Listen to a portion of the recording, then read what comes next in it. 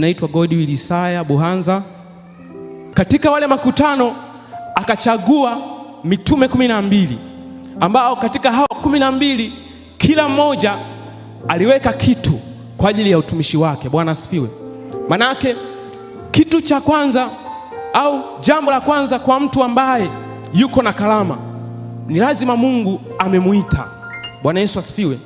Usipomruhusu Mungu aitumie kalama iliyomo ndani yako, basi ujue kabisa unamruhusu shetani aitumie hiyo kalama. Bwana asifiwe.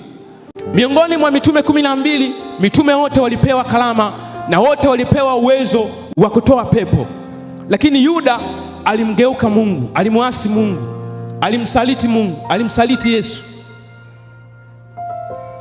Sio kwamba hakuwa na kalama, kalama alikuwa nayo, lakini shetani alianza kuizima taratibu taratibu hadi akajikuta anaacha makusudi ya Mungu, anaanza kufanya makusudi yake. Bwana asifiwe.